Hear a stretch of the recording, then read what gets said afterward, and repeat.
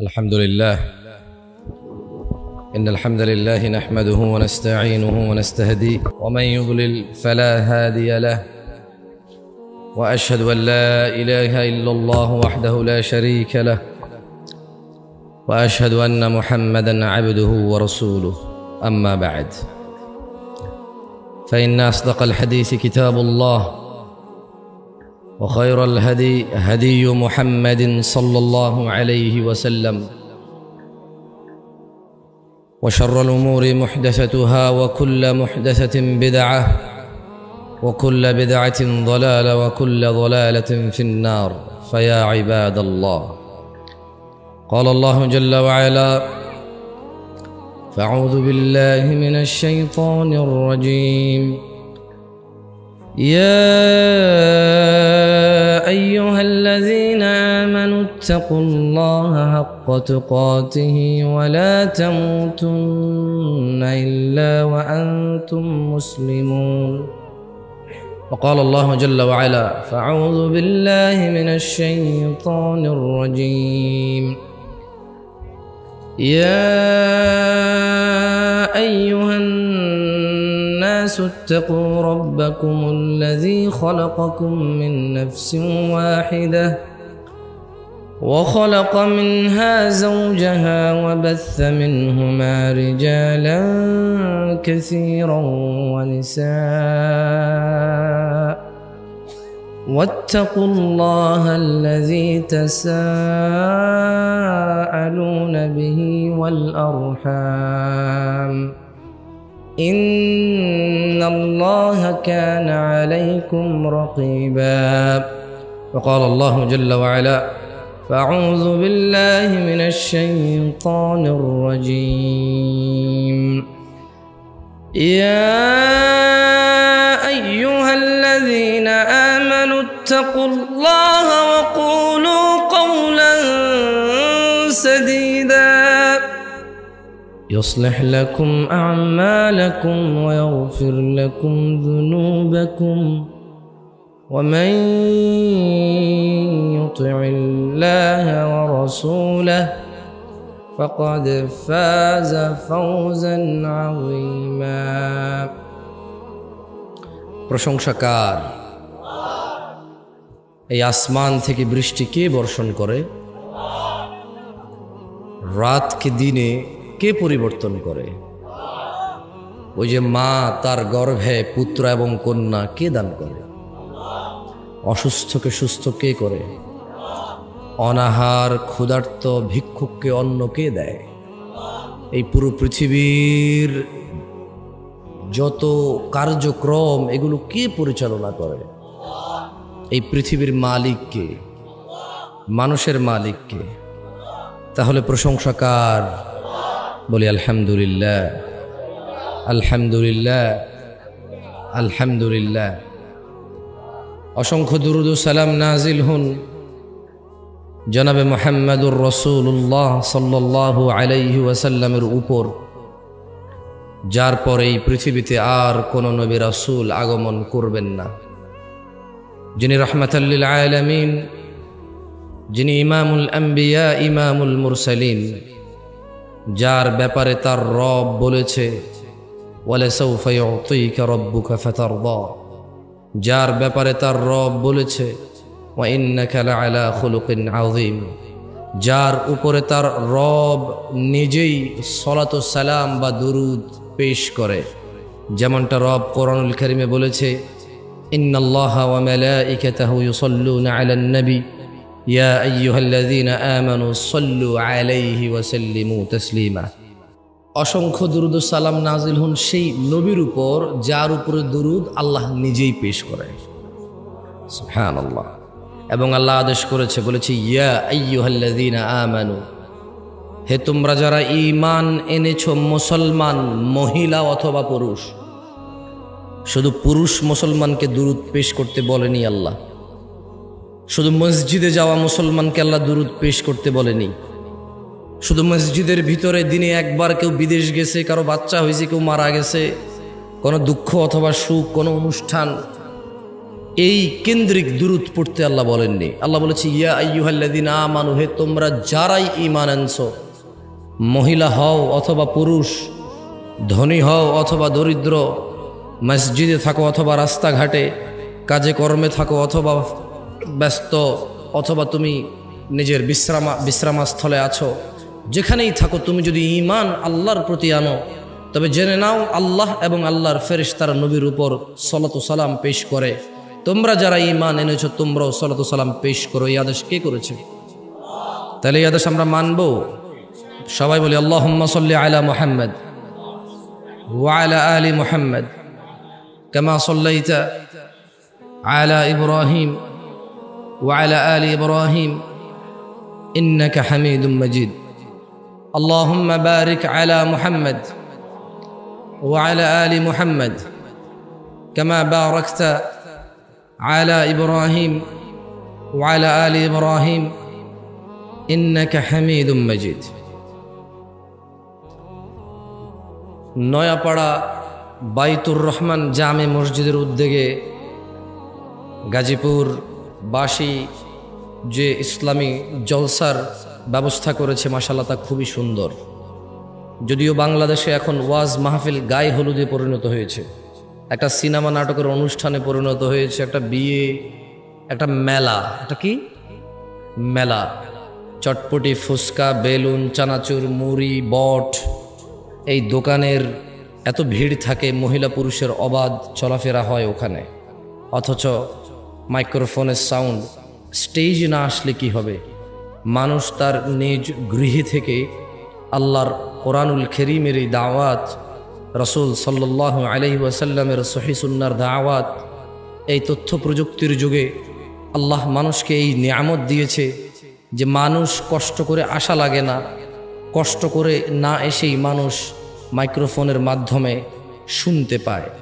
তবুও ওয়াজ মাহফিলের এমন একটা পরিবেশ যেটা অসহ্যকর আমার কাছে, তা হচ্ছে প্রচুর পরিমাণে দোকানপাট থাকবে, একদিকে বক্তা আলোচনা করবে, আরেক দিনে মানুষ বুট বাদাম খাবে, চটপটি ফুচকা খাবে, একদিকে মানুষ একটু রেডি হচ্ছে খেতে যাবে, অন্যদিকে খাওয়া দাওয়া করে আসবে। একটা রাস্তার মধ্যে বিশাল বড় ভিড়, হাঁটা চলা, কথাবার্তা, এদিকে বেলুন বাজে, ওদিকে বাঁশি বাজে, একটা মেলার মতো পরিণত করেছে মানুষ। সেদিক থেকে মাশাআল্লাহ, যদিও স্টেজটা ছোট, যদিও প্যান্ডেলটা ছোট নয়, মাশাআল্লাহ মোটামুটি বেশ মানুষ হয়েছে। একটু কাছে এসে বসেন, তাহলে দূর থেকে কেউ আসলে বসার সুযোগ পাবে, মধ্যখানে ফাঁকা জায়গা না রাখলেই ভালো হবে। মোটামুটি মাশাআল্লাহ প্রায় আপনারা পরিপূর্ণ হয়ে গেছেন। তো নয়াপাড়ার মানুষকে সাধুবাদ জানাই, আল্লাহ এদের এই মাহফিলকে কবুল করুন, এবং তারা যে সুন্দর পরিবেশ, ইসলামী পরিবেশ রেখেছে, আল্লাহ এর উপরে বরকত নাজিল করুন। আর যারা কর্তৃপক্ষ, যারা উদ্যোগ নিয়ে আয়োজন করেছে, আল্লাহ তাআলা তাদেরকে প্রথমে ইসলাম মানার তৌফিক দান করুন। আল্লাহ আয়োজকদেরকে 5 ওয়াক্ত নামাজি করুন। যদিও আপনারা জানেন ওয়াজ মাহফিল আসলে এটার ধর্মীয় কোনো সভা নেই। ধর্মীয় সভা হলে ধার্মিক লোকে করতো। অধিকাংশ জায়গায় গিয়ে দেখেছি ওয়াজ মাহফিল যারা অ্যারেঞ্জ করে তারা নিজেরাই সালাত আদায় করে না। এখানকার কথা আমি জানি না, কারণ আমি নামাজের সময় এখানে ছিলাম না। আমি সালাত কসর করেছি, তাই এখানে ছিলাম না, দেখিনি। আমি দেখেছি টাকনুর নিচে প্যান্ট পরা লোক ওয়াজের দায়িত্বে আছে, দৌড়াদৌড়ি করছে, কোন মেহমান আসবে, কোন নেতা আসবে, কোন বড় হুজুর আসবে, কাকে কি খাওয়াবে, কাকে কি পরাবে, কাকে কি শোয়াবে, কাকে কি দিবে, সেই নিয়ে ব্যস্ত। তার সালাত নাই, তার দাড়ি নাই, তার টাকনুর নিচে প্যান্ট, সে বহু ব্যস্ত, ওয়াজও শুনছে না। 5 জন বক্তা ওয়াজ করে গেছে, তাকে যদি বলা হয় কি বলছে, সে বলতে পারবে না কি বলছে। সে শুধু কাকে কি খাওয়াবে আর কে কত টাকা দিল, কেমনি কি সমাধান করবে, তার ওই টেনশন। সে নিজেও আর শোনে নাই, সে মানুষের জন্য কাজ করেছে। যেমন ওই চেরাগ, চেনেন চেরাগ?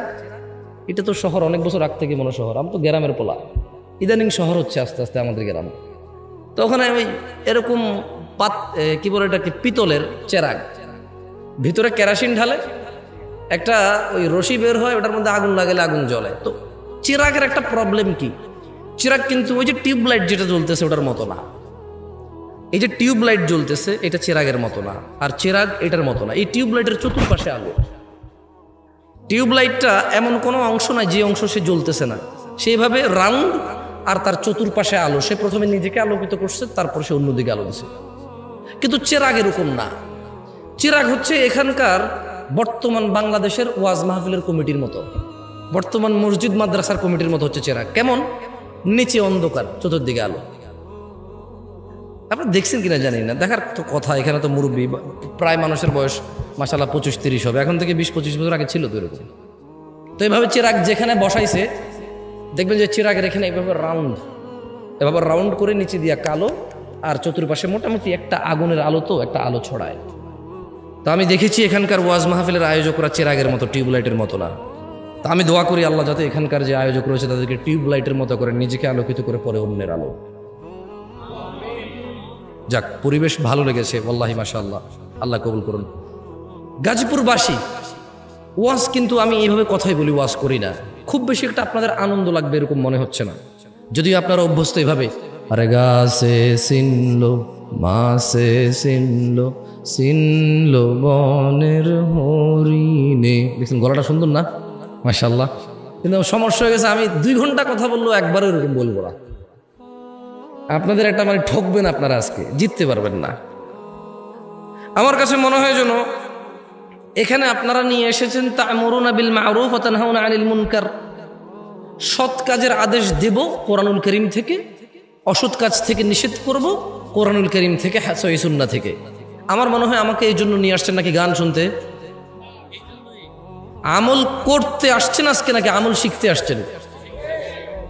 না, এই দেশে মানুষ আমল করতে পছন্দ ওয়াজে এসে। যেমন আমার সাথে সবাই বলুন, ওকে, আমি কিন্তু ব্যঙ্গ করছি না। মুফতি সাহেব, মোল্লা সাহেব যারা আছেন, আল্লাহর কসম ব্যঙ্গ করতেছি না, একটা বাস্তব উদাহরণ দিচ্ছি। সবাই আমার সাথে বলেন লা ইলাহা। আচ্ছা, এটা কি শিখা না আমল? এটা আমল। এই পৃথিবীতে সবচাইতে উত্তম জিকির হচ্ছে লা ইলাহা ইল্লাল্লাহ। কিয়ামত দিবসে একজন ব্যক্তির অপরাধের 99টা দফতর খোলা হবে। আল্লাহ ওই ব্যক্তির সামনে তার অপরাধের 99টা দফতর খুলে বলবে, বান্দা তুমি কি এই অপরাধ করেছো? বান্দা বলবে, আল্লাহ হ্যাঁ, আমি এই অপরাধ করেছি, আমি স্বীকার করছি, আমি অন্যায় করছি। বান্দা লজ্জিত থাকবে আল্লাহর সামনে তার অপরাধ দেখে। সে তার 99টা বই না দফতর, লাইব্রেরিও না, দফতর, বিশাল বড় বড় অপরাধের দফতর। ও আপনি বলছেন জামশেদ ভাই 60 বছর জীবনে এত অপরাধ? আরে ভাই, আপনি না 60 বছর বাঁচেন, নূহ আলাইহিস সালাম 950 বছর শুধু দাওয়াতে দিয়েছে, তাহলে উনি কত বছর বাঁচছেন, ওনার উম্মত কত বছর বাঁচছে? বুঝাইতে পারি নাই মনে হয়। আপনি নিজের 100 বছর জীবন, শুধু কি বিচার আপনার হবে? নূহ আলাইহিস সালামের উম্মতের হবে না? কি নূহ আলাইহিস সালামের উম্মতের বিচার হবে না? আদম আলাইহিস সালামের উম্মতের বিচার হবে না? মূসা ঈসা আলাইহিমুস সালাম আজমাইনের উম্মতের বিচার হবে না? তো সব নিজের দিয়ে বিচার করেন কেন? হ্যাঁ, হতে পারে এই 60 বছরে এই ইন্টারনেট। আচ্ছা, একটা কথা বলি, একটা লোকের ডিশ কেবল ব্যবসা আছে। কি কেবল ব্যবসা? আপনি তো অবাক হচ্ছেন যে জামশেদ ভাই 70 বছর বয়সে 99টা দফতর, how is it even possible? একটা মানুষ 60 বছরে কয়বার জানা করতে পারে, কয় গ্যালন মদ খেতে পারে, কয় কোটি টাকা সুদ খেতে পারে, ঠিক না? আপনি এরকম চিন্তা করতেছেন, ঠিক না? ধরে নেন তো একটা সুদী ব্যাংকের মালিক, যে সুদী ব্যাংকটা প্রতিষ্ঠা করছে আরো 20 বছর আগে, তার ব্যাংকে প্রতি মাসে 5,000 কোটি টাকার লেনদেন হয়। সে কত হাজার কোটি টাকা সুদের সাথে দায়বদ্ধ হয়ে গেল? কত হাজার? একজন মানুষ ব্যাংক ছাড়া এটা সম্ভব? নাহলে 20 লাখ টাকা আছে, অমুকের 2 লাখ, অমুকের 1 লাখ, তমুকের 1 লাখ, 10 টাকা, 20 টাকা করে খাইলো, নাহলে এটা হলো। কিন্তু এই যে দেখছেন সুদ কি পরিমাণে গেছে একজনের, যে ব্যাংকের মালিক। এবারে দেখেন ডিশ কেবল ব্যবসা। একটা লোকে করলো কি, সরকার থেকে লাইসেন্স নিয়ে এলাকার মধ্যে ক্ষমতা আছে, ক্ষমতা দিয়ে বললো যে আবে হ্যাঁ কে কি করছে, আমি এখানে ব্যবসা করবো, কেউ আইবার পারবো না, বুঝছস? এখানে আমি এলাকার পোলা, আমি এলাকায় ব্যবসা করবো, কে কি করবো? সব জায়গায় চাচি ডিশ কেবল আমগুর থেকে লোয়েন, আর অন্য জায়গা থেকে নেওয়ার উপায়ও নাই। এলাকার সে নেতা, সে করবে ডিশ বিজনেস। না, নেতাদেরকে খারাপ বলছি না, হইতে পারে সে নেতা না, এলাকার ছেলে। নেতাকে যায় বলতেছে যে চাচা কি করুম, কিছু নাই, চিন্তা করছি ডিশ কেবল ব্যবসা করুম, কি কর? চাচা চিন্তা করছে এলাকার বেকার ছেলে, ঠিক আছে, কাজকর্ম করলে ভালো, এলাকার উন্নতি হবে, আরো 5টা পোলাপানের কর্মসংস্থা হবে। চাচা ওভাবে ইসলামিকভাবে চিন্তা করেনি, কারণ চাচা ইসলামিকভাবে চিন্তা করবে কিভাবে? যে ছেলে ব্যবসা করবে তার মা বাবাই তো চিন্তা করে না ছেলেরা কি ব্যবসা করবে, ছেলে নিজেই চিন্তা করে না। এখন সে ডিশ কেবলের ব্যবসা নিয়ে আসার পরে 5,000 পরিবারে ডিশ দিল। কয় হাজার পরিবার? কয় হাজার? এবার 5,000 পরিবার, 5,000 টেলিভিশনে একটা গান চলতেছে, একটা উলঙ্গ মহিলা নাচতেছে, একটা বাদ্যযন্ত্র টং টং টং টং টং টং করে বাজাইতে আছে, একটা মহিলা তার শরীর নাড়াচ্ছে, চুল নাড়াচ্ছে, একটা ছেলে তার তালে তালে নাচতেছে। এবার এখানে চাচা চাচি বসে বসে রিমোট নাড়াচ্ছে আর পা এভাবে নাড়াচ্ছে। হ্যাঁ ঠিক আছে, তাহলে কয় হাজার ফ্যামিলিতে দেখছেন এই ডিসকেবল ব্যবসায়ী একটা গান শুনলে একটা গানের ওর গুণা হতো। 5,000 পরিবারের প্রত্যেকের একজনের যে গুণা, এই 5,000-এর প্রত্যেক ব্যক্তির সেম গুণা যে ডিসকেবল ওই গান দেখতে দিল তার হলো। 99টা দপ্তর হওয়া সম্ভব মনে হয় এবার, না আরো বেশি হয়ে যাবে মনে হয়, আমি বুঝাইতে পারিনি মনে হয়। আমি যখন আরো একটু ছোট ছিলাম, আর স্বাভাবিক সবাই ছোট থেকে আস্তে আস্তে বড় হয়, এখনো ছোট আপনাদের তুলনায়, কিন্তু যখন আরো ছোট ছিলাম আর কি, তখন যখন এই হাদিস পড়ছি আমি চিন্তা করলাম যে একটা যুবক ছেলে নাইলে দিনে একবার হস্তমৈথুন করে, এরপরে সে ভয় পেয়ে যে তার যৌন শক্তি নষ্ট হয়ে যাবে, বলে যে আস্তাগফিরুল্লাহ আস্তাগফিরুল্লাহ আর করবো না, 1 মাস আর করে না। নাহলে 15 দিন একটা মেয়ের সাথে কথা বলে, নাহলে একটা মেয়ের পিছনে 1 বছর টার্গেট দিয়ে ঘরে ওরে বিয়ে করবে, একটা অপরাধ জেনা। একটা লোক নাহলে 1 বোতল মদ খাইছে বন্ধু বান্ধব নিয়ে বৈশা, মদ পৃথিবীর মানে অন্যতম অপরাধের মধ্যে একটা, কারণ এই মদ খেলে মানুষ জানাও করে, মদখোর জানাও করে, অশ্লীলতা জড়ায় পড়ে। এখন এই 1 বোতল মদ খেলো, পরের দিন আরে সব মানুষ কি ব্যবসায়ী হয় নাকি? এই এলাকার পোলাপানি সিগারেট খায়, খুঁজা খায়, আমি জানি এরকম বহুত পোলাপান আছে, দোস্ত একটা দিই, তার কাছে টাকা নাই একটা সিগারেট খাওয়ার, তো তাহলে কয় প্যাকেট সিগারেট খাই দিলে? অত টাকা নাই তো, ওর আব্বরে যে টাকা দিছে, স্যান্ডেল কিনছে, জুতা কিনছে, মোবাইলে রিচার্জ করছে পাবজি খেলার জন্য, প্রেমিকার মোবাইলও কিছু টাকা পাঠাইছে, এরপর কয় টাকা থাকে সিগারেট খাওয়ার দিল ভাই? ওর বাপ একলা ইনকাম করে, সারি বাইরে পকেট খরচ দেয়। তো দেখলাম যে আমি যখন ছোট ছিলাম চিন্তা করলাম যে আসলে সে যে অপরাধ করে, অপরাধের একটা সীমা আছে। আপনি একটা মহিলার সাথে ঘুমালেন জানা করতে, কতক্ষণ তার সাথে ঘুমাবেন? কতদিন লাগাতার এভাবে আপনি জানা করেন? আমি চিন্তা করলাম 99টা দফতর খুলবে অপরাধের। হাউ একটা মানুষ, এই সাউন্ড একটু কমাতো ভাই, একটু সাউন্ড একটু কমাও, কানে লাগে, হালকা কমাও। আমাদের একটু ডিজাইনের দরকার নাই, সুন্দরের দরকার নাই, স্পষ্টের দরকার, কি বলেন? কথাটা পরিষ্কার শোনা গেলেই হলো, অত ইকো বিসমিল্লাহ বিসমিল্লাহ বিসমিল্লাহ দরকার নাই। আমি গজল গামো না, যদি গজল গাই তাহলে ঠিক আছে, এরকম সাউন্ডের দরকার আছে, মারহাবা, হ্যাঁ তাহলে ঠিক আছে। এমনি কথাবার্তার জন্য সাউন্ড হইলে চলে, কোনো ইকো লাগবে না। তো আমি তখন যখন ওই যে আরো ছোট ছিলাম, আমি সৌদি আরবে ছিলাম তখন, তো সৌদি আরবের পোলাপাইনের যে আমার বন্ধু বান্ধব, তাদের অপরাধ, সৌদি পোলাপাইন আর আমি কি সমান? এমনি ছোটবেলায় সাইকেল টাইকেল চালাইছি ওদের সাথে, একলা পাহাড়ের উপরে বসে মুরগি টুরগি জ্বালায় খাইতাম। তো এদের অপরাধের মধ্যে দেখতাম যে গান শুনে 2-4টা গালাগালি করে, মাঝে মধ্যে 1-2টা সিগারেট খায়, এর বাহিরে ধরেন এইগুলো কমন অপরাধ আর কি। হ্যাঁ, এর মধ্যে ধরেন কতক্ষণ গান শুনে, কতক্ষণ আস্তাগফিরুল্লাহ আস্তাগফিরুল্লাহ, সৌদি পোলাপানের কথা বলতেছি। হ্যাঁ, ওই বন্ধুর একটা ঠুস করে একটা গালি দিয়ে দিল, গালি দিয়ে বললো যে লা হাওলা ওয়ালা কুওয়াতা ইল্লা বিল্লাহ, সর তুই থাকলে গালাগালি হচ্ছে, মানে দেখতেছি ইনস্ট্যান্ট আবার সে আল্লাহর কাছে ক্ষমা চাচ্ছে, অপরাধ করতেছে। তো আমি যখন এই হাদিস পড়লাম যে একটা মানুষের সামনে আল্লাহ বিচারের মাঠে 99টা দফতর খুলবে, দফতর, শুধু এগুলো সব অপরাধ। তখন আমি চিন্তা করলাম, আচ্ছা এই সব অপরাধ একটা লোক 60 বছর বাঁচে, এত দফতর হবে কিভাবে? ছোট মানুষ না? যেমন আপনি ছোটবেলায় মনে আছে কিনা, আপনার আম্মা আপনাকে গল্প শোনাইতো, তুই যে আম্মুর কথা শুনোস না, আম্মু মরে গেলে তোরা আরেক বিবাহ করলে, সৎমা আসলে কথা না শুনলে তখন কি করবি, এরকম শুনেছে না? আপনি তখন চিন্তা করতেন যে আইরি আমি ওই যে ড্যাঙ্গার ভিতরে বাগানে পায়খানা করতে যাবো, কিভাবে জিনভূত আছে, আমার আম্মা মরে গেলে কারে নিয়ে ঘুমাবো, এরকম চিন্তা করে নাই কেউ এখানে? আমার আম্মা যখন আমাকে এরকম শোনাইতো, আমি চিন্তা করতাম, আম্মা মরে গেলে আবার কার সাথে ঘুমাবো? ছোট ছিলাম তো, সত্যি বলছি, আপনাদের এরকম হয় নাই? এরকম আপনাদের? তো ওই ছোট মানুষ তো ছোট চিন্তা। এখন কি আর কেউ এরকম মনে করে মা মরে গেলে কার সাথে থাকবে, কাকে মা ডাকবে? কেউ মনে করে না, কেউ এরকম ফিল করে না তার মা বাপকে। একটু যখন নিজে নিজে খেতে পারে, নিজে নিজে হাঁটতে পারে, 4টা বন্ধু আছে, 5টা বান্ধবী আছে, চাকরি আছে, ব্যবসা আছে, বাণিজ্য আছে, টাকা আছে, বউ আছে, ছেলে মেয়ে আছে, এখন আর কেউ মা বাপ মরে গেলে কি আর বাঁচলেই গেল? ছোটবেলার যে ফিলিংস ছিল, আমার আম্মা মরে গেলে আবার কার সাথে থাকবো, ওই ফিলিংসটা মানুষ হারাই ফেলে। তো আমিও ছোটবেলায় চিন্তা করলাম যে 99টা দফতর কিভাবে। তো যখন আমি বাংলাদেশে এলাম, অথবা যখন আরো একটু বড় হলাম, সৌদি আরবে কিন্তু ডিশ আছে, এবার বড় বড় এভাবে ছাতা লাগায়, হাজার হাজার চ্যানেল থাকে। এবার আমি চিন্তা করলাম, আচ্ছা রে, তবে ওখানে জানতাম যে এগুলো ইহুদি নাসারাদের টেকনোলজি, মুসলমানরা অন্যায়গুলা করে, যারা কাজগুলা করে তারা হয়তো হিন্দু টিন্দু বৌদ্ধ মুসলমান, ওদের আর তো হালাল হারাম কি, আপনার জন্য না শুকুর হারামের জন্য কি হালাল হারাম, এটা হচ্ছে ওর জন্য খাবার। বুঝতে পারি নাই মনে হয় আমি। আপনি পরনিন্দা করলে এটা আপনার জন্য না গীবত, অনেকের জন্য তো এই মাসলা মাসাইলই নাই ওর দিনের মধ্যে, যেটা কি মাসলা কি মাসাইল, ঠিক না?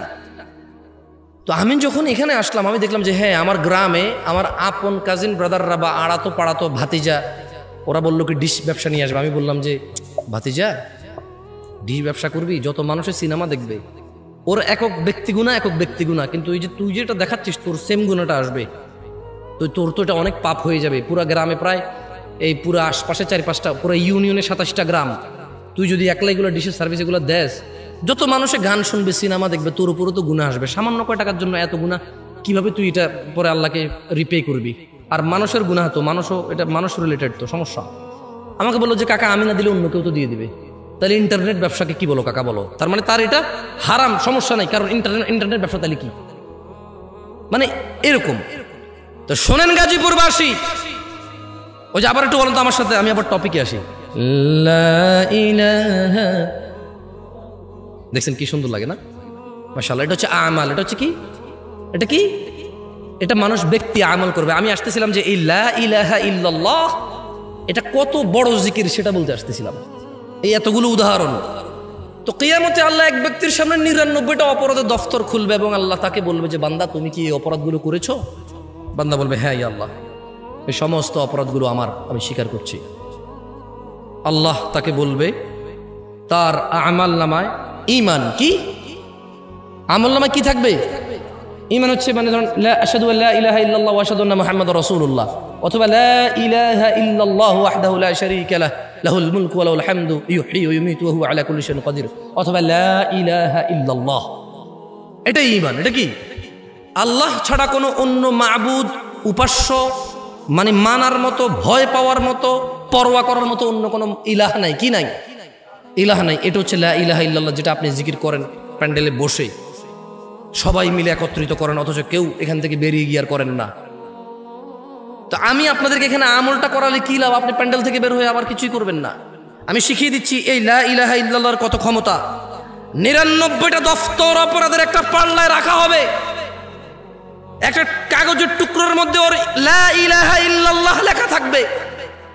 আল্লাহ ওই লা ইলাহা ইল্লাল্লাহ ওকে বলবে যে ওর মিজানে দিতে, ও বলবে যে ইয়া আল্লাহ 99টা দফতর অপরাধের আর লা ইলাহা ইল্লাল্লাহ, আল্লাহ আপনি কি বলছেন? আল্লাহ বলবে যে ঠিক আছে তুমি দেখো না। ওর এই কাগজের টুকরো লা ইলাহা ইল্লাল্লাহ ওর পাল্লার মধ্যে রাখবে, ওর লা ইলাহা ইল্লাল্লাহ ভারী হবে। এটা হচ্ছে লা ইলাহা ইল্লাল্লাহ জিকির, যেটা আপনারা এখানে বসে বসে সবাই মিলে করেন। আপনাদের কাছে মনে হচ্ছে এটা একটা আনুষ্ঠানিকতা, কেউ একজন আসবে এখানে, এসে আপনারা সবাই বসে থাকবেন, এরপরে তার সাথে বলবেন লা ইলাহা, ব্যাস, এরপরে শেষ। এটা নাই, এখান থেকে উঠছেন নাই, ঘরে গেছেন নাই, দোকানে গেছেন নাই, রাস্তাঘাটে নাই, মসজিদে নিজে নিজে নাই, শুধু মাহফিলের একটা অনুষ্ঠান। এটা আপনি ভেবে নিয়েছেন। এই জন্য আমি আপনাকে আমল করাবো না, আমি আপনাকে শিখিয়ে দিলাম বেশি বেশি আল্লাহ জিকির করবেন, লা ইলাহা ইল্লাল্লাহ জিকির করবেন, আশহাদু আল্লা ইলাহা ইল্লাল্লাহ ওয়া আশহাদু আন্না মুহাম্মাদুর রাসূলুল্লাহ, লা ইলাহা ইল্লাল্লাহু ওয়াহদাহু লা শারীকা লাহু লাহুল মুলকু ওয়া লাহুল হামদ ইউহয়ী ওয়া ইউমীতু ওয়া হুয়া আলা কুল্লি শাইইন কাদির। এই জিকিরগুলো বেশি বেশি করবেন। শোনেন গাজীপুরবাসী, যেটা বলছিলাম যে ওয়াজ খুব বেশি একটা ভালো লাগবে বলে মনে হয় না, কারণ এখানে মানুষ সরে সরে ওয়াজ শুনতে অভ্যস্ত হয়ে গেছে। হালকা একটু গজল হবে, কিস্সা হবে, কাহিনী হবে, বউয়ের একটু বদনাম হবে, মায়ের পক্ষে একটু কান্নাকাটি হবে, নতুন বউয়ের বদনাম হবে, শাশুড়ি ভাত দেয় না, নতুন বউ খারাপ, ছেলে বিয়ে করে পর হয়ে গেছে, একটু সিনেমা নাটকের ফ্যান্টাসি হবে। এটা এখন ওয়াজের পরিণতি হয়ে গেছে। তো এগুলো কিছুই আজকে হবে না। এই জন্য আমি বড় চিন্তিত আছি, গাজীপুর মানুষ আদৌ কি বুঝবে আমি ওয়াজ করে চলে যাওয়ার পরে যে ওয়াজ করলাম না, কথা বললাম। কারণ এরকম হয়, অনেক জায়গায় বলে যে হুজুর তো ওয়াজ করে না, কথা বলছে।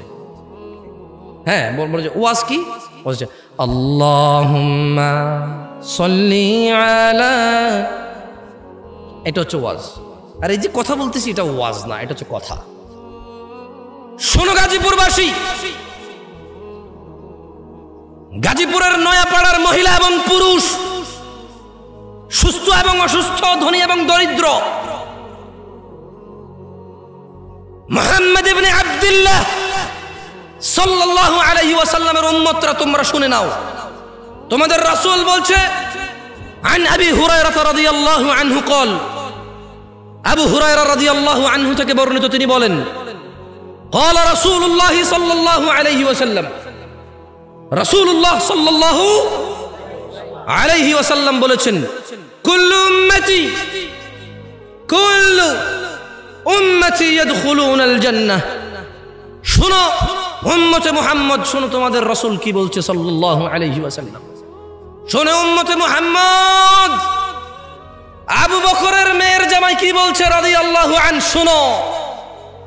শোনো উম্মতে মুহাম্মদ, উম্মাহাতুল মুমিনিন আয়েশা রাদিয়াল্লাহু তাআলা আনহার স্বামী কি বলছে শোনো। তিনি বলছেন কুল্লু উম্মতি, আমার সব উম্মত ইয়াদখুলুনাল জান্নাহ। আল্লাহ, হে আল্লাহর রাসূল সাল্লাল্লাহু আলাইহি ওয়াসাল্লাম, আপনার সব উম্মত জান্নাতে যাবে, শুধু যে আপনাকে অস্বীকার করে সে ছাড়া। কে সে হতভাগা, কে সে অস্বীকারী যে আপনাকে অস্বীকার করে, অথচ আপনার উম্মত অস্বীকার করে আপনাকে। কল, উম্মতে মুহাম্মদ কান দুটো খুলে শোনো।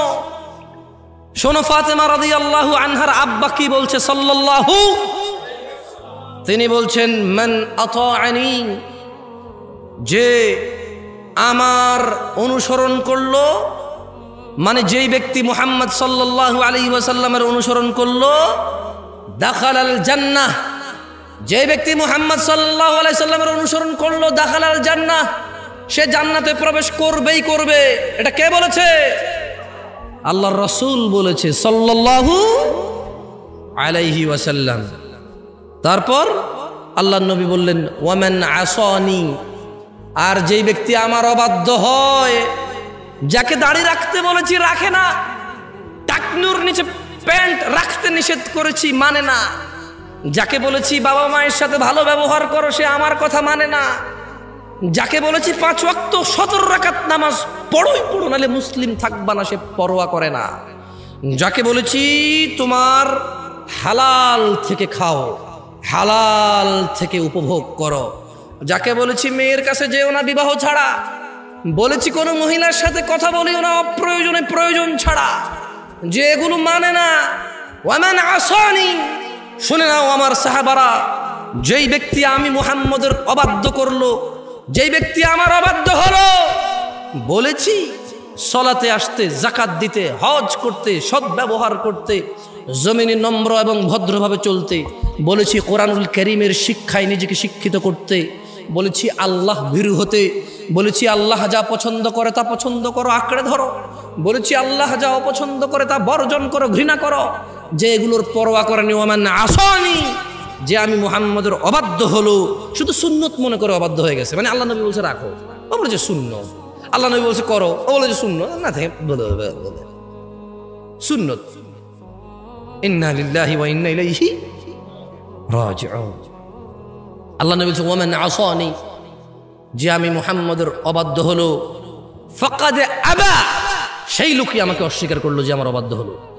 রাসূল সাল্লাল্লাহু আলাইহি সাল্লাম বলেছে সল্লু, নামাজ পড়ো, কামা রাআইতুমুনি উসাল্লি, যেভাবে আমি মুহাম্মদকে নামাজ পড়তে দেখো। সাল্লাল্লাহু, আমরা বিভিন্ন বিভক্ত করে ফেলেছি নামাজকে এবং বলেছি সব ঠিক সব ঠিক সব ঠিক, এ হলুদ সব তরকারিতে লাগে, ইসলাম নাকি হলুদ সব জায়গায় লাগে। ইন্না লিল্লাহি ওয়া ইন্না ইলাইহি রাজিউন। এই সাউন্ড এগুলো কি কোনোভাবে সম্ভব না বন্ধ করা? না, খুব বিরক্ত করা, মানে কনসেন্ট্রেশনটা একটু নষ্ট করে। আউযু বিল্লাহি মিনাশ শাইতানির রাজিম। সবাই বলি আল্লাহুম্মা সাল্লি আলা মুহাম্মদ, আল্লাহুম্মা সাল্লি আলা মুহাম্মদ, আল্লাহুম্মা সাল্লি আলা মুহাম্মদ।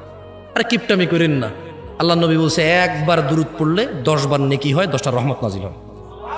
তো কিপটামি করেন না, পড়বেন। হাঁটতে উঠতে বসতে যখনই মনে হবে যে একটু অসুবিধা আছেন, খালি ইস্তেগফার করবেন আর দুরূদ পড়বেন, আল্লাহকে ডাকবেন। ওয়াল্লাহি আপনার প্রয়োজন উনি জানে কি না? জানে, একবার পুরো যত প্রয়োজন আছে সব জানে। কি বলেন, আসলে কি? লা ইলাহা ইল্লাল্লাহ, মনের খবরও জানে।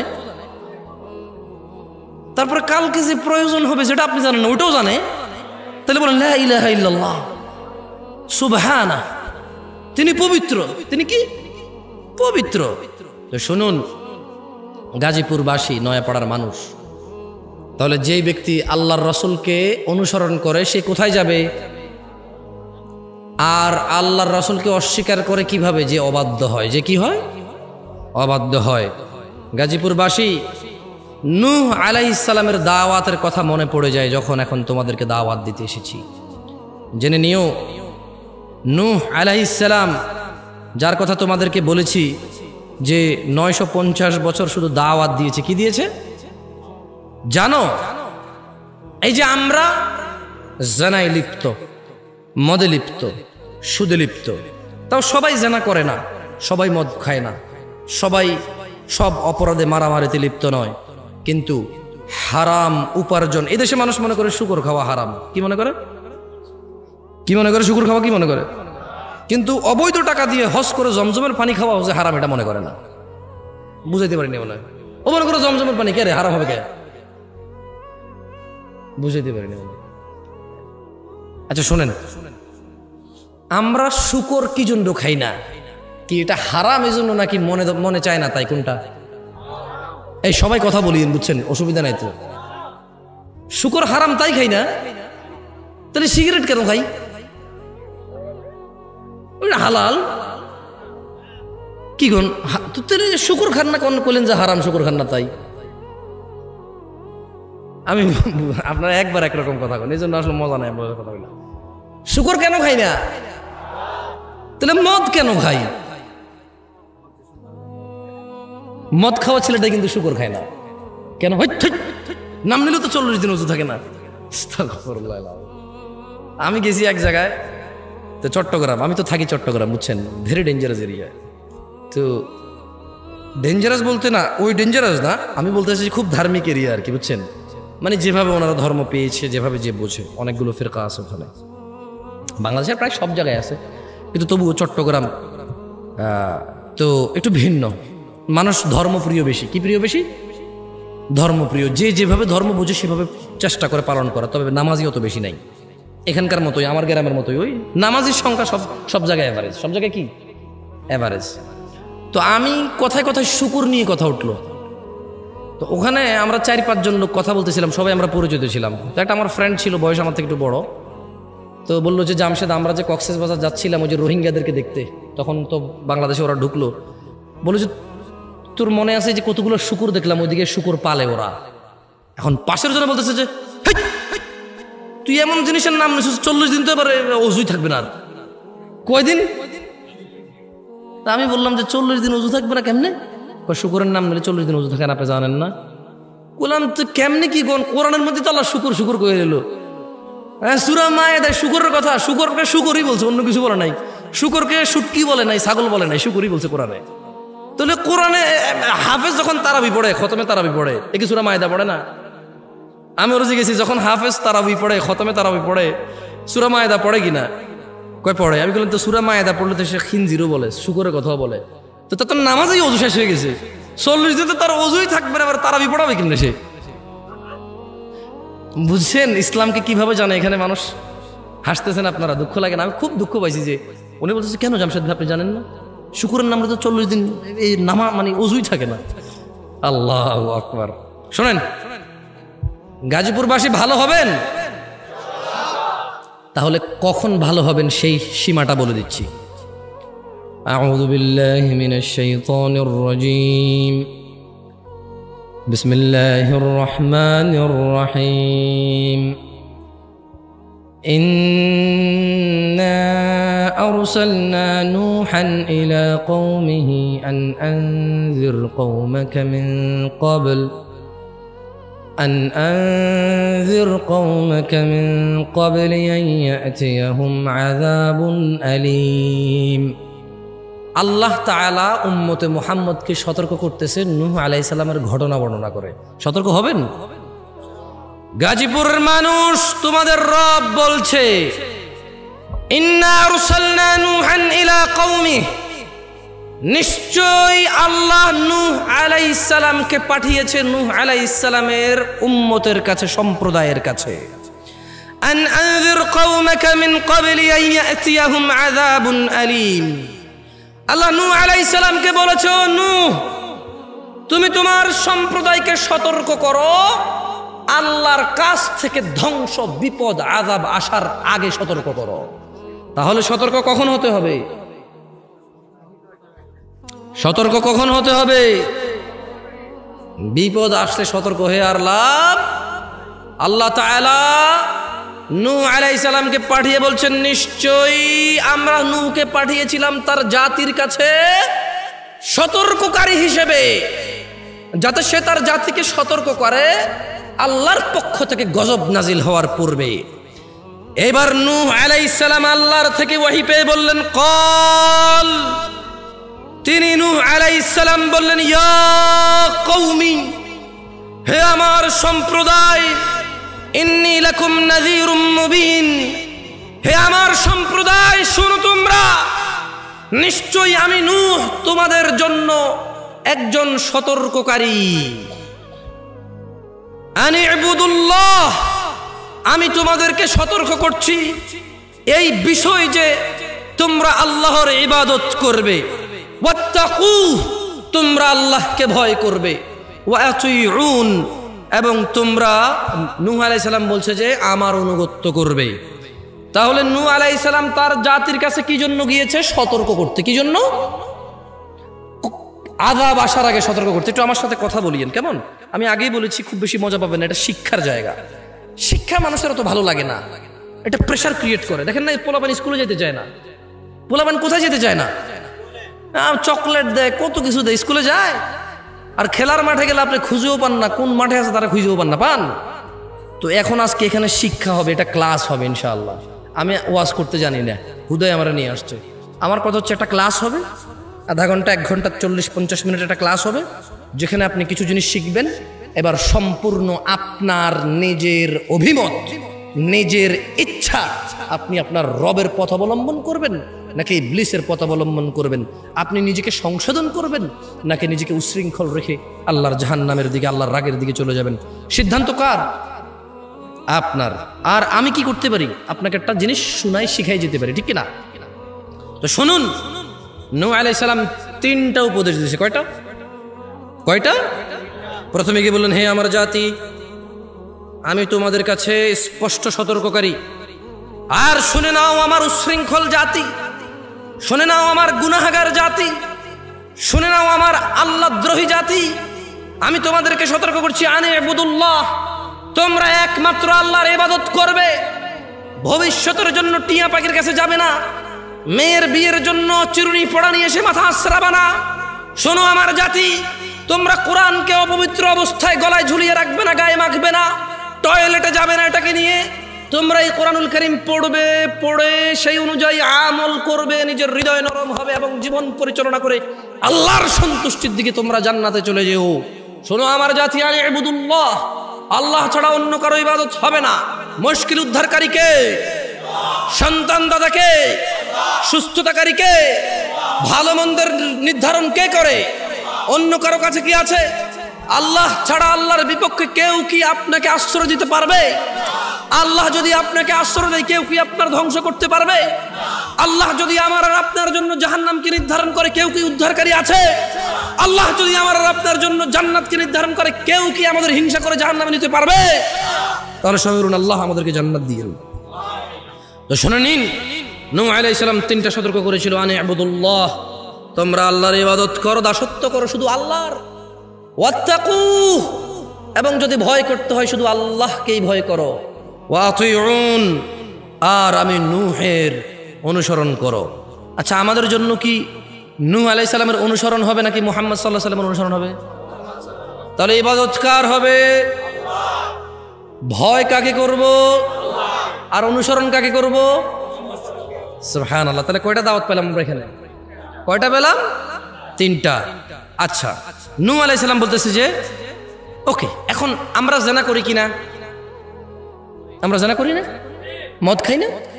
সুদ খাই না? মারামারি, গীবত, সমস্ত অপরাধের সাথে আমরা জড়িত আছি কিনা? গান বাজনা, নাচানাচি আছি না? বেনামাজি, তারপরে হজ করার তৌফিক আছে, হজ করে। যাকাত দেওয়ার তৌফিক আছে, যাকাত কি টাকা দিয়ে দেয় না কাপড় দিয়ে দেয় ট্রাক ভরা? তার মানে প্রত্যেকটা অন্যায়ের সাথে তো আমরা লিপ্ত, বরঞ্চ ইসলামের যে হুকুম আহকাম, যেভাবে এগুলোকে পালন করা উচিত সেভাবে পালন না করে উল্টা নিজের মতো করে করি কিনা? তাহলে নূহ আলাইহিস সালাম তার জাতিকে কয়টা ইবাদতের কথা বলল? প্রথমটা কি? আপনারা মনোযোগ দিয়ে শুনতেছেন না, ওয়াল্লাহি দেখেন গাজীপুরের মানুষ মনোযোগ দিয়ে শুনুন। মজা না লাগলো ইনশাআল্লাহ আজকে শুনে যান, শিখে যান, দেখবেন জীবনে যেদিন ভালো হতে চাইবেন আপনার জানা থাকবে যে আপনি কিভাবে ভালো হবেন। যেদিন আপনার মনে হবে আল্লাহর ক্ষমার দরকার, সেদিন আপনি জেনে যাবেন কিভাবে ক্ষমা পায়। যদি আজকে এই মাহফিল মনোযোগ দিয়ে শুনেন, আরে হ্যাঁ আমি চলে যাওয়ার পরে এই মাহফিল চলে যাবে না তো, কারণ আমি কোনো কিস্সা কাহিনী বলতেছি না, এখানে কোনো গল্প উদাহরণ দিচ্ছি না, সূরা নূহ পড়ে শোনাচ্ছি। কি পড়ে শোনাচ্ছি? আর আপনার ঘরে এই কোরআন আছে, এই সূরা আপনার ঘরেও আছে, যখন মর্জি পড়ে নিজেকে সংশোধন করে নিয়েন। খুব সুন্দর আলোচনায় আসছেন। আর আমি দীর্ঘ অনেকদিন পরে সূরা নূহ নিয়ে আলোচনা করছি, দীর্ঘ অনেকদিন পর। আমার খুব ফেভারিট সূরা এটা, কারণ আমার কাছে মনে হয় এখানে সব কিছু আছে। একজন মানুষের সর্বোচ্চ দাওয়াত, মানে সর্বোচ্চ একজন মুসলমান কি করবে, এরপরে সে কি কি পাবে, যদি সে তারপরেও ব্যর্থ হয় এগুলা করতে, তাহলে সে কি করবে, ব্যর্থ হওয়ার পরও যদি সে এগুলা করে তাহলে সে কি কি পাবে, সব আছে এখানে। সুবহানাল্লাহ। তাহলে শোনেন, তাহলে আমরা কার ইবাদত করলাম?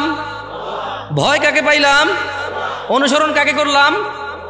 এইবার এগুলা করলে কি হবে দেখেন, আল্লাহ বলছে যে يغفر لكم من ذنوبكم ويؤخركم إلى أجل مسمى إن أجل الله إذا جاء لا يؤخر لو كنتم تعلمون।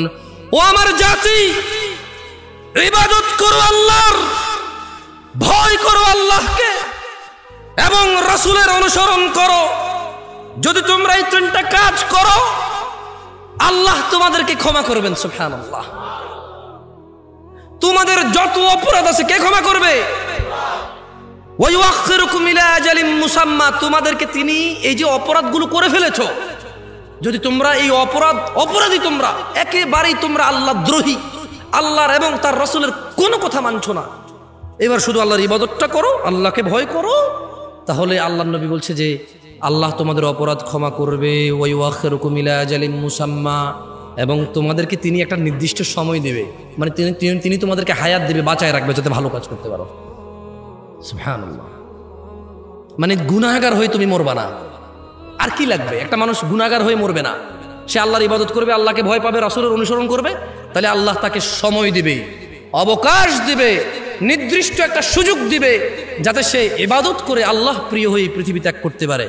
এবং নূহ আলাইহিস সালাম বলতেছে, ও আমার জাতি জেনে রাখো, ইযা জা ইন্না আজালাল্লাহ, আল্লাহর দেওয়া নির্দিষ্ট সময়, ইযা যা, যদি আল্লাহর দেওয়া মৃত্যু তোমার জন্য চলে আসে, আল্লাহর দেওয়া ধ্বংস যদি তোমার জন্য চলে আসে, লা ইউআখার, দেরি হবে না। লাউ কুনতুম তা'লামুন, আমার জাতি যদি তোমরা জানতে। তাহলে আমরা প্রায় এখন ৬-৭টা শিক্ষা পেয়ে গেলাম। কয়টা শিক্ষা পেলাম আমি বলতেছি, দেখেন। তাহলে নূহ আলাইহিস সালাম দাওয়াত দিল আল্লাহর ইবাদতের এবং আল্লাহকে ভয় করার এবং নূহ আলাইহিস সালামকে অনুসরণ করার, যেহেতু ওনার জাতি। এই তিনটা দাওয়াত। আচ্ছা, এই তিনটা দাওয়াত মানলে আল্লাহ ইনস্ট্যান্ট সঙ্গে সঙ্গে দুটা জিনিস দিয়ে দিবে। কি দিবে? একটা ক্ষমা করে দিবে। কি করবে? আর একটা, এই ক্ষমার পরে তিনি কিছু নির্দিষ্ট সময় দিবে যাতে তোমরা ভালো হয়ে যেতে পারো, যাতে তোমরা আল্লাহর প্রিয় বান্দা হয়ে যেতে পারো। এরপর নূহ আলাইহিস সালাম একটা সতর্ক করলো। কি করলো? প্রথমে তিনি উপদেশ দিল, সতর্ক করলো, তারপর তিনি খুশির সংবাদ দিল যে আল্লাহ ক্ষমা করে দেবে, তোমার জীবন দেবে যাতে তুমি ভালো হইতে পারো। এইবার নূহ আলাইহিস সালাম একটা কন্ডিশন দিচ্ছে। নূহ আলাইহিস সালাম একটা কন্ডিশন দিচ্ছে যে কি, আমার জাতি যদি তুমি আল্লাহর ইবাদত না করো, যদি তুমি আল্লাহকে ভয় না করো, যদি তুমি আল্লাহর ক্ষমা না পাও আর আল্লাহ থেকে নির্দিষ্ট সময় না পাও, তাহলে খবরদার আমার জাতি মনে রাখো, যখন আল্লাহর দেওয়া সময় চলে আসবে এ দেরি হবে না। যদি তুমি জানতে। শুনবেন ওনার জাতি কি করছে, শুনবেন। আমাদের মতোই ওয়াল্লাহি এরকমই, ঠিক এরকমই। আজকে যারা নামাজ পড়ি না, রাসূল সাল্লাল্লাহু আলাইহি ওয়াসাল্লাম কি নামাজ পড়তে বলেনি? তিনি যদি বেঁচে থাকতেন তিনি কি নামাজ পড়তে বলতেন না? আমি যে বলতেছি নামাজ পড়েন, এটা কি আমি আমার কথা বলতেছি না, ওনার কথা বলতেছি। রাসূল সাল্লাল্লাহু আলাইহি ওয়াসাল্লাম কি ওনার উম্মতদের মধ্যে বেঁচে নাই? তিনি কি ওনার উম্মতদের মধ্যে বেঁচে নাই? আমাদের এই যে আমরা মুহাম্মদ সাল্লাল্লাহু আলাইহি ওয়াসাল্লাম নাম নিচ্ছি, এটাই তো ওনার জীবন, এটাই তো ওনার হায়াতের বরকত, এটাই তো ওনার হায়াতের বরকত। এই যে আপনি টাকনুর উপরে প্যান্ট পরতেছেন, দাড়ি রাখতেছেন, এটা কাকে মনে করে রাখছেন? তো তো আপনার এই দাড়ির মধ্যে কি রাসূল জীবিত নয়? সুবহানাল্লাহ। আপনি এটা কাকে মনে করে রাখছেন? এই যে দেখছেন আপনি ওনাকে ভোলেন নেই, মানুষ ওনাকে ভোলেনি, ওনার স্মরণ জীবিত। ওনার স্মরণ কি? ওনার স্মরণ কি? তাহলে উনি যদি আজকে বেঁচে থাকতো এই পৃথিবীতে, যেমনটা তিনি ওনার বংশ এবং তৎকালীন মানুষকে তাওহীদের দাওয়াত দিয়েছে, আল্লাহর দাওয়াত দিয়েছে, আল্লাহর দাসত্বের দাওয়াত দিয়েছে এবং ওনাকে মেনে নেওয়ার দাওয়াত দিয়েছে, আজকে কি দিতেন না? তাহলে ওনার উম্মত হয়ে এই উম্মতের আলেমরা কি আপনাদেরকে নামাজের দাওয়াত দেয় না নবীর পক্ষ থেকে? আপনাকে কি দাড়ি রাখার দাওয়াত দেয় না নবীর পক্ষ থেকে? হালাল খাওয়ার দাওয়াত কি দেয় না নবীর পক্ষ থেকে? ভদ্র নম্র ভালো হয়ে থাকার দাওয়াত কি দেয় না নবীর পক্ষ থেকে? কোরআনুল কারীম পড়ার জন্য মুক্তবগুলোকে নবীর পক্ষ থেকে খোলা নয়? তো যারা আপনারা অস্বীকার করেন, অবাধ্য হন, তাহলে আপনারা কি হুজুরের অবাধ্য হলেন, মোল্লার, মুফতির, ওয়াইজেন এর শেখ এর অবাধ্য হলেন নাকি রাসূল সাল্লাল্লাহু আলাইহি ওয়াসাল্লাম অবাধ্য হলেন? কার? শোনেন, নূহ আলাইহিস সালামের জাতি 6টা উপদেশ নিল না। নূহ আলাইহিস সালামের জাতি ওনাকে সতর্ককারী হিসেবে বিশ্বাস করেনি, এও বিশ্বাস করেনি যে আল্লাহকে ইবাদত করতে হবে এবং আল্লাহকে ভয় করতে হবে আর নূহ আলাইহিস সালামকে মেনে চলতে হবে, এটা বিশ্বাস করেনি তারা। তারা এটাও বিশ্বাস করেনি যখন তাদের মৃত্যু চলে আসবে আর সময়, এবার নূহ আলাইহিস সালাম আল্লাহর কাছে বলতেছে। কার কাছে? দেখেন কত হৃদয় বিদারক ঘটনা এখানে। ওয়াল্লাহি এটা আপনি যদি নিজে নিজে পড়েন আপনি কাঁদবেন। আমি তখন চিল্লা চিল্লা বলতেছি না, আমার কান্না আসবে না, আপনার আসবে। তবে সূরা নূহ যদি আপনি তরজুমা নিজে নিজে পড়েন আপনি কান্না ধরে রাখতে পারবেন না। নূহ আলাইহিস সালাম একজন রাসূল বলতেছে, কল, নূহ আলাইহিস সালাম বললেন, রব্বি, ও আমার আল্লাহ, ইন্নী দাউতু কওমি লাইলান ওয়া নাহারা, আল্লাহ আমি আমার জাতিকে দাওয়াত দিয়েছি দিনে এবং রাতে, ফালাম ইয়াজিদহুম দুআই ইল্লা ফিরারা, আমি এদেরকে যত দাওয়াত দিছি তারা তত পালাইছে, তারা তত বেপরোয়া হয়ে গেছে। আমি এদেরকে যত বলছি আপনার ইবাদত করতে, আপনাকে ভয় করতে।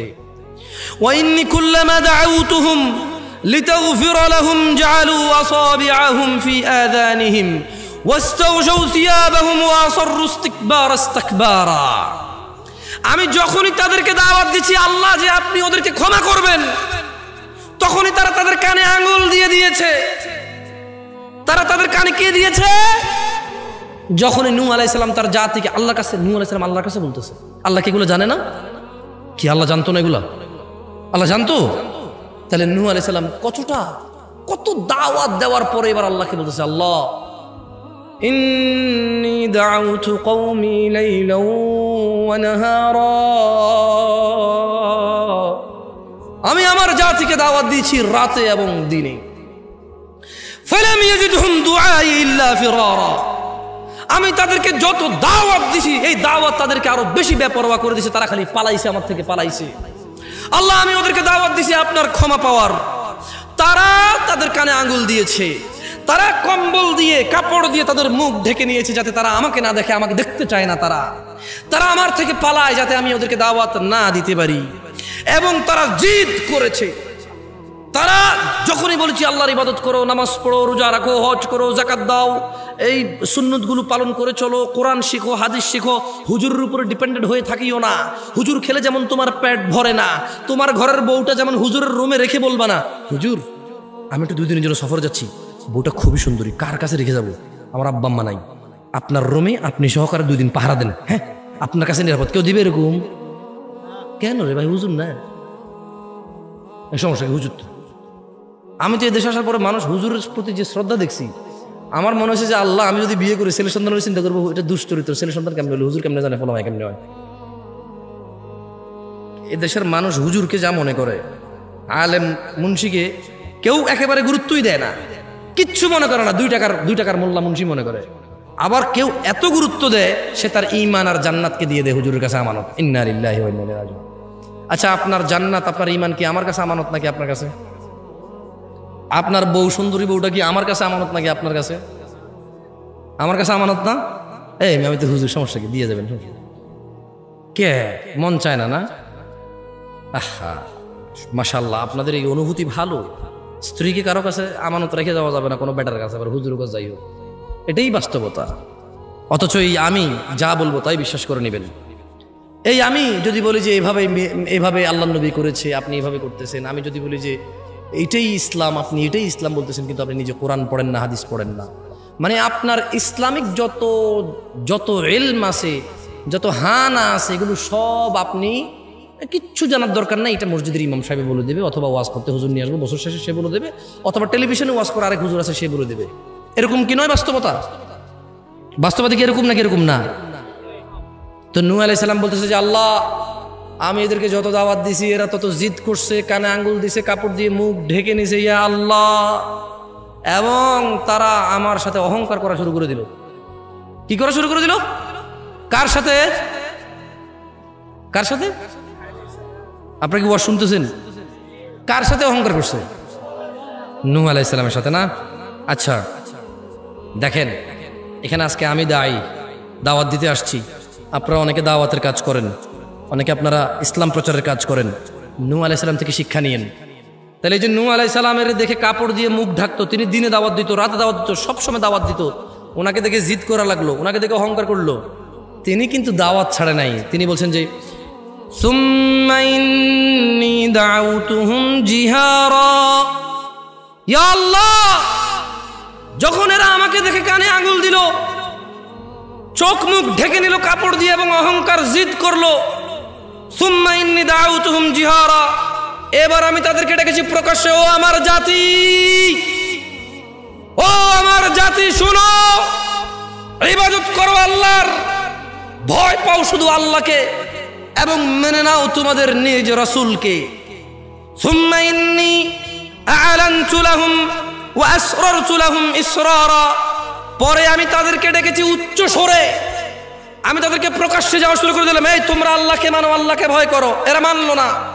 সুম্মা ইন্নী আ'লানতু, অতঃপর আমি উচ্চ স্বরে এদেরকে বললাম, লাহুম ওয়া আসরারতু লাহুম ইসরারা, আমি তাদেরকে প্রকাশ্যে জোরে জোরে দাওয়াত দিলাম, উপদেশ দিলাম, এবং গোপনে কানে কানে গিয়ে বললাম, এই শোনো, আল্লাহকে মেনে নাও, আল্লাহর ইবাদত করো, আল্লাহকে ভয় পাও, আমি সতর্ককারী তোমাদের জন্য, আমি আল্লাহর রাসূল। নূহ আলাইহিস সালাম এভাবে গোপনে আস্তে আস্তে দাওয়াত দিল এবং প্রকাশ্যে বলল, আমার জাতি, মেনে নাও আল্লাহকে, ইবাদত করো আল্লাহর, ভয় ওনাকে পাও না।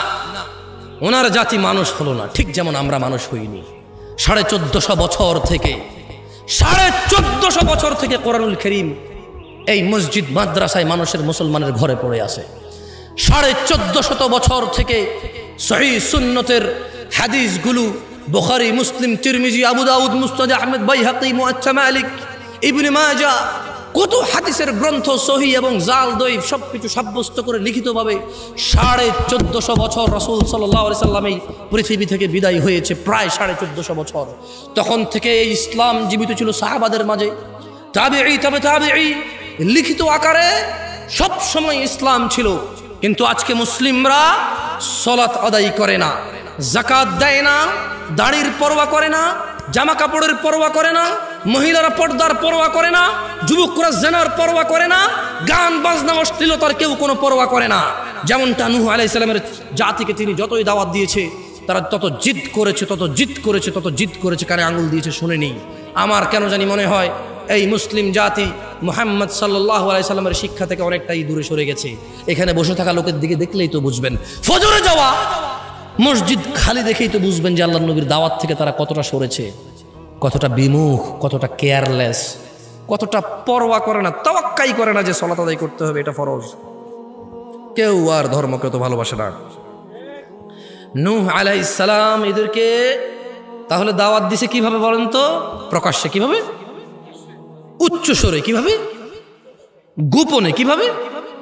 গোপনে। কাজ হয়নি। কি হয়নি? কাজ হয়েছে? আপনাদের জন্য হবে তো? হবে ইনশাআল্লাহ। এবার দেখেন নূহ আলাইহিস সালাম, তাহলে আমরা বেশ কয়েকটা শিক্ষা পেলাম। কি শিক্ষা পেলাম সূরা নূহ থেকে? ইবাদত করতে হবে কার? ভয় কাকে পেতে হবে?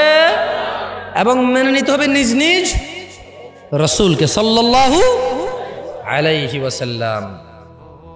আর যারা এখন পর্যন্ত সুন্নতের পরোয়া করেন না, ফরজের ধার ধারেন না, আপনারা একটু ভয় পান আপনাদের রবকে। এই পৃথিবীতে কেউ চিরস্থায়ী নয়। আর দুনিয়া মাথা, দুনিয়া হচ্ছে অভিশপ্ত, দুনিয়া হচ্ছে অভিশপ্ত। আর দুনিয়া মালউনা, দুনিয়া অভিশপ্ত। মালউনুন মা ফিহা, আর দুনিয়াতে যা আছে এগুলো গজবপ্রাপ্ত, অভিশপ্ত। কোনো কিছু টিকবে না, সব ক্ষণস্থায়ী, ধ্বংস হয়ে যাবে। ফাইদা জাআতিত তাম্মাতুল কুবরা ফাইদা জাআতিস সাখা, যখন ধ্বংসধ্বনি আসবে এই দুনিয়ার কোনো কিছু টিকবে না। কেন টিকবে না জানেন? আল্লাহ সুবহানাহু ওয়া তাআলা কোরআন ৩১, কোরআন পড়া উচিত মানুষের। এই যে ৩০ নাম্বার পারা, কয় নাম্বার পারা? আলাম তারা সূরার যদি নাস থেকে শুরু করেন, নাস, ফালাক, ইখলাস, এভাবে যদি পিছন থেকে শুরু করেন, আলাম তারা সূরার পরের কয়েকটা সূরাই আল কারিয়া, মহাপ্রলয়। মাল কারিয়া, ও মুহাম্মদ সাল্লাল্লাহু আলাইহি সাল্লাম, মহাপ্রলয় কি? আল্লাহ বলতেছে ওয়া মা আদরাকা মাল কারিয়া। মুহাম্মদ সাল্লাল্লাহু আলাইহি সাল্লাম, কিসে আপনাকে জানাবে যে মহাপ্রলয় কি? তাহলে শুনুন, আল্লাহ বলতেছে ইয়াউমা ইয়াকুনুন নাসু কাল ফারাশিল মাবথুথ, যেদিন মহাপ্রলয় আসবে সেদিন মানুষ বিক্ষিপ্ত কীটপতঙ্গের মতো উড়বে। ওয়া তাকুনুল জিবালু কাল ইহনিল মানফুশ, এই পৃথিবীর হিমালয় মহাপর্বত বিক্ষিপ্ত ধূলিকণার মতো উড়বে। এই হলো মহাপ্রলয়। মানুষ নাকি কীটপতঙ্গের মতো উড়ে যাবে। এই পাহাড় পর্বত নাকি এত জোরে শব্দ হবে, ভেঙে চৌচুর হয়ে নাকি বালু ধুলা কোনা পরিমাণ ছোট ছোট মিহি হয়ে এগুলো নাকি বাতাসে উড়বে। এটা নাকি বিপদ। বিপদটা কি? কোরআন পড়া উচিত মানুষের। নূহ আলাইহিস সালাম যখন জাতিকে দাওয়াত দিল সবভাবে, গোপনে, প্রকাশ্যে, এই জাতি মেনে নিল না। গাজীপুরবাসী ঠিক আমাদের মতোই বেনামাজি, ওনার জন্য যা ফরজ ছিল ওনার জাতির জন্য। আমরা যেমন মুহাম্মদ সাল্লাল্লাহু আলাইহি সাল্লামের শিক্ষা নিতে রাজি নই। এখানে কয়জন মানুষ ২০ জন সাহাবীর নাম জানে? এখানে কয়জন মানুষ ১০ জন নবীর নাম জানে? এখানে কয়জন মানুষ জীবনে একবার হাদিসের বই খুলে দেখছে? ইভেন এখানে কয়জন মানুষ গত ১৫ বছরে একবার কোরআন মাজিদ খুলে দেখছে? পাওয়া মুশকিল হয়ে যাবে। কি আমি নিজের সুফি বলতেছি মনে না? আমি অনেক জ্ঞানী বলে ফেলছি নিজের, ঠিক না? মানে আপনাদেরকে এভাবে বলে নিজেরা অনেক জ্ঞানী বলে ফেলছি, এই তো না? এটাই তো মনে করতেছেন না? আমি এটা বলিনি আপনাকে, আমি বলেছি এটাই বাস্তবতা।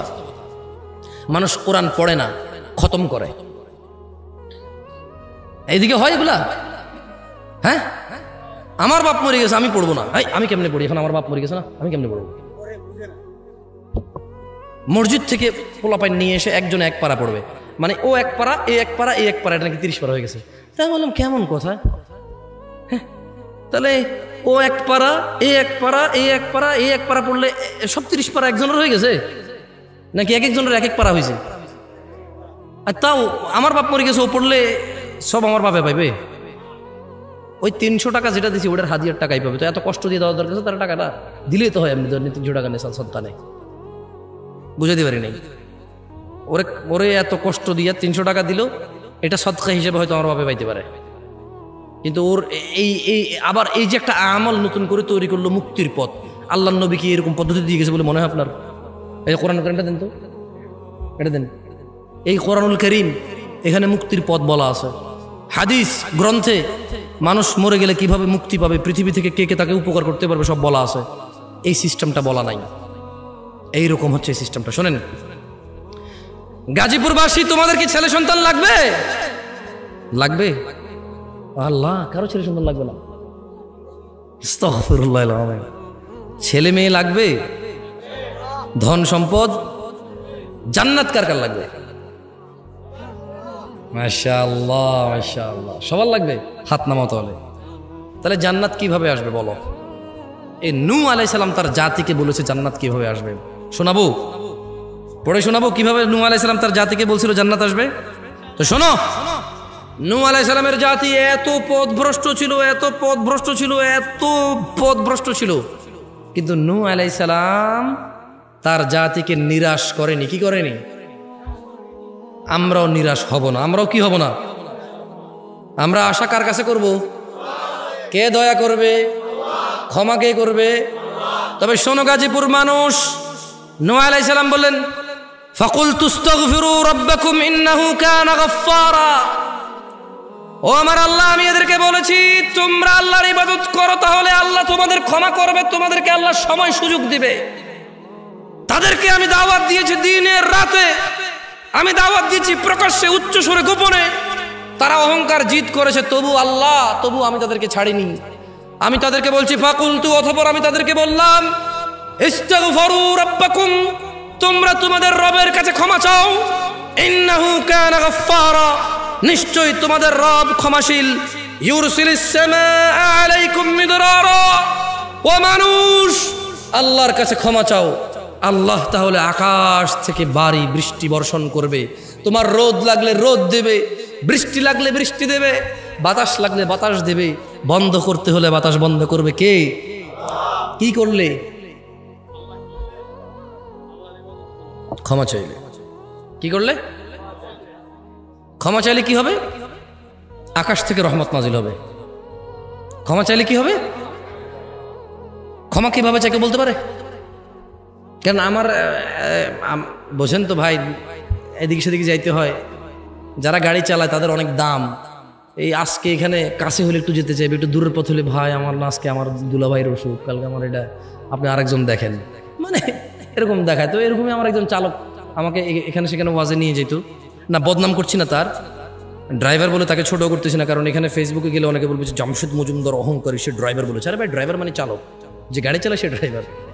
হ্যাঁ, যে মানে যে এভাবে নাম থাকে, এটা তো অহংকারে কি আছে নাম থাকে। গাজীপুর নয়াপাড়ার মানুষ আমার জন্য দোয়া করবেন, পৃথিবীর সর্বোত্তম জিকির শিখিয়ে দিতে, যার ৯৯টা দপ্তর যদিও অপরাধ থাকে, এই একটা লা ইলাহা ইল্লাল্লাহ তাওহীদ, এই ঈমান, এই তাওহীদ ঈমান ইনশাআল্লাহ আপনাকে জান্নাতে প্রবেশ করাবে।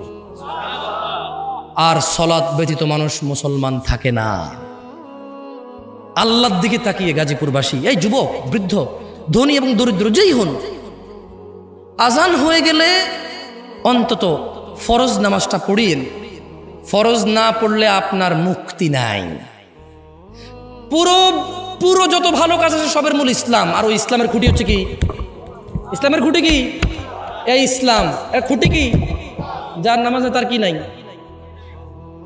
ব্যাস। আর কিছু বুঝাতে হবে? ওটা দোয়া করে দিতে হবে না? ওয়াজের মধ্যে দোয়া করছে যে হবে না, হবে না, আরো লাগবে, একটু করে দিলে ভালো হবে না? পরিশেষে দোয়া করি, আল্লাহ তাআলা আমাদের সবাইকে কোরআনুল কারীম শিখার তৌফিক দান করুন। তিনি আমাদের হৃদয়ে কোরআনুল কারীম গেড়ে দিন। তিনি আমাদের মসজিদের ইমাম, মুয়াজ্জিন এবং আমাদের মধ্যে সম্পর্ক গড়ে দিন। তিনি আমাদেরকে মসজিদমুখী করুন। তিনি আমাদের সমস্ত গুনাহ ক্ষমা করুন।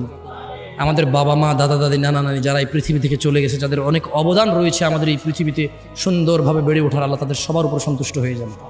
আল্লাহ সবার কবরে আযাব মাফ করে দিন। আল্লাহ আমাদের জন্য জান্নাতুল ফিরদাউসের ব্যবস্থা করুন। আল্লাহ তাআলা আমাদের জ্ঞান বৃদ্ধি করে দিন, আমাদের বক্ষ প্রশস্ত করে দিন। তিনি আমাদেরকে হালাল রিজিক দান করুন। তিনি আমাদেরকে উপকারে জ্ঞান দান করুন। তিনি আমাদের উপর সন্তুষ্ট হয়ে যান। ওয়া আখির দাওয়ানা আনিল হামদুলিল্লাহি রাব্বিল আলামিন। ওয়াসসালামু আলাইকুম ওয়া রাহমাতুল্লাহি ওয়া বারাকাতুহু। সুবহানাকাল্লাহুম্মা বিহামদিকা আশহাদু আল্লা ইলাহা ইল্লা আনতা আস্তাগফিরুকা ওয়া আতুবু ইলাইক।